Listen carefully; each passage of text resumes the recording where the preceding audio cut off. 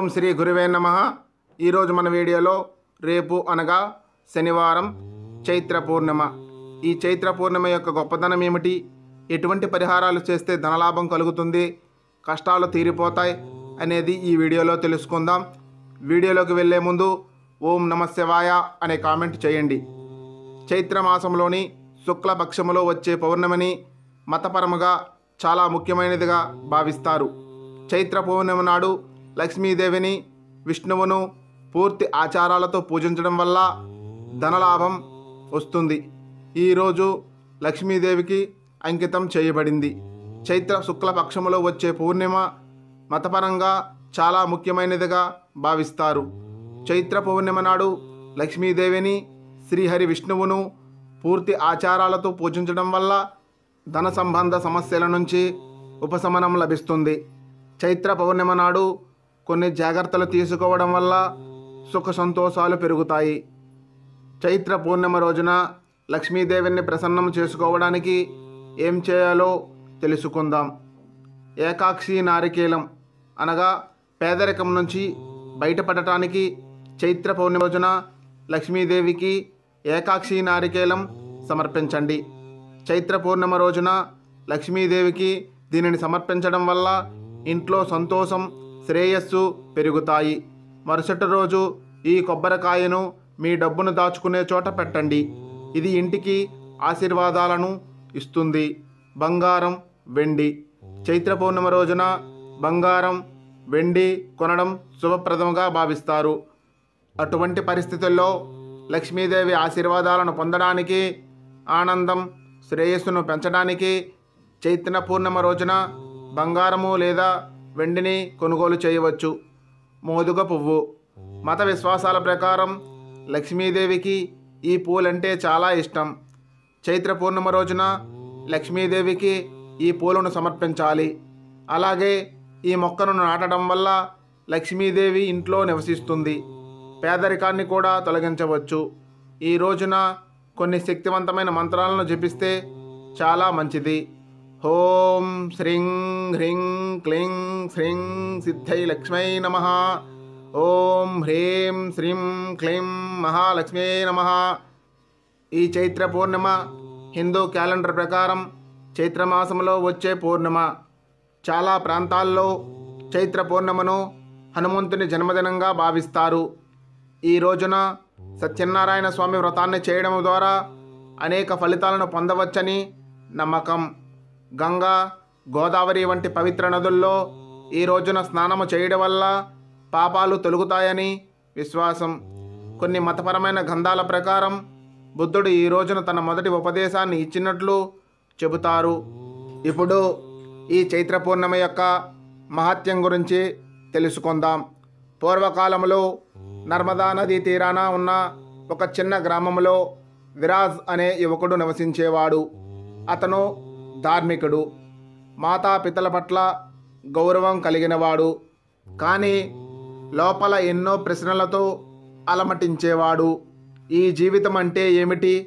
దేవుడు నిజంగా ఉన్నాడా? పాపం, పుణ్యం వాస్తవమేనా అని. విరాజ్ తండ్రి ఒక పురోహితుడు. అతను ప్రతి పండుగను, తిథిని విశేషంగా పాటించేవాడు. చైత్రమాసం ప్రారంభమైనప్పుడు అతను పుట్ట పూర్వదినములా భావించేవాడు. చైత్ర పూర్ణిమ వచ్చేసరికి ఇంటంతా దీపాలు వెలుగుతూ ప్రాణవాయువు పరవశించేటట్టు ఉండేది. కానీ విరాజ్ మాత్రం తండ్రి చేస్తున్న ఉపవాసాలు, జపాలు, వ్రతాలపై సందేహంతో ఉండేవాడు. ఒక సాయంత్రం చైత్ర పూర్ణిమ రోజు ముందు రాత్రి విరాజ్ తన తండ్రిని అడిగాడు, నాన్న, ఈ పూర్ణిమ ప్రత్యేకమా? ఎందుకు అంతటి ప్రాముఖ్యత ఇస్తున్నారు అని. తండ్రి సానురాగంగా నవ్వి ఇలా అన్నాడు, ఈ రాత్రి భగవాన్ సత్యనారాయణుడికి సమర్పించబడి ఉంటుంది. ఇది విష్ణువుతో అనుసంధానము కలిగిన పవిత్ర రాత్రి. ఈ రోజున సత్యనారాయణ వ్రతాన్ని చేసేవారికి మోక్షం లభిస్తుందని, ఇది శుభకాలమని మన పూర్వీకులు అనేక జన్మాల పాపాలను ఈ ఒక్క వ్రతముతో పరిహరించుకున్నారు అని విరాజ్తో అన్నాడు. విరాజ్ ఆశ్చర్యంగా, ఈ ఒక్కరోజేనా? అది ఎలా సాధ్యం నాన్న అని అన్నాడు. అప్పుడు తండ్రి, నీకు ఒక పురాణ గాథను చెబుతాను, విను అన్నాడు. కొన్ని సంవత్సరాల క్రితం హిమాలయ పర్వత పదాల వద్ద ఒక చిన్న గ్రామంలో అరణ్యక అనే వేటగాడు ఉండేవాడు. అతను ఒక ధనికుడు కాదు, కానీ మితభక్తుడు, మనసున్న మనిషి. వన్యప్రాణులను వేటాడి జీవించేవాడు, కానీ అవసరానికి మించిన దానిని ఎప్పుడూ చంపేవాడు కాదు. అతనికి భార్య, 2 పిల్లలు ఉండేవారు. ఒకసారి అతను తీవ్ర ఆర్థిక కష్టాల్లో పడిపోయాడు. అతని వేట లభించలేదు. పిల్లలు ఆకలితో అలమటించేవారు. అప్పుడే గ్రామానికి వచ్చిన ఒక సాధువు అతని ఇంటి వద్ద తిండి అడిగాడు. అరణ్యక దగ్గర ఏమీ లేకపోయినా ఆచారముగా మిగిలిన కొద్దిపాటి ఫలాలు ఇచ్చాడు. సాధువు సంతోషించి ఇలా అన్నాడు, నీవు ఒక మంచి మనిషివి. నేను నీకు ఒక ఉపాయం చెబుతాను. రేపు చైత్ర పూర్ణిమ, సత్యనారాయణ వ్రతాన్ని చెయ్యు. నీ భక్తితో పాటు నీవు చేసే నైవేద్యాన్ని ఇతరులతో పంచుకో. అది నీ జీవితాన్ని మారుస్తుంది అని అరణ్యకతో చెప్పాడు. అరణ్యక ఆశ్చర్యపోయాడు, కానీ గాఢమైన నమ్మకముతో వ్రతాన్ని ఆచరించాడు. అతను పల్లెవాసులను ఆహ్వానించి తాను చేసిన చిన్న వంటకాలను అందరితో పంచుకున్నాడు. సత్యనారాయణ కథ చదివి గాథలు వినిపించాడు. చివరికి ఆశ్చర్యంగా అతని జీవితం మారిపోయింది. వనములో తిరిగి వేట లభించసాగింది. పిల్లలు ఆరోగ్యంగా పెరిగారు. గ్రామస్తులంతా అతనిని గౌరవించడం మొదలుపెట్టారు అని విరాజ్ తండ్రి ఈ అరణ్యక గాథను చెప్పాడు. ఆ రోజు రాత్రి విరాజు గాఢమైన ఆలోచనలో నిద్రపోయాడు. ఆ మరుసటి రోజు ఉదయం చైత్ర పూర్ణిమ. గ్రామమంతా ఉత్సవ వాతావరణం. విరాజ్ తన తండ్రితో కలిసి సత్యనారాయణ వ్రతములో పాల్గొన్నాడు. మొదటిసారి అతని మనసు ప్రశాంతముగా అనిపించింది. వ్రతము చేసిన తర్వాత అతను గ్రామంలోని అనాథాశ్రమానికి వెళ్ళి ప్రసాదాన్ని పంచాడు.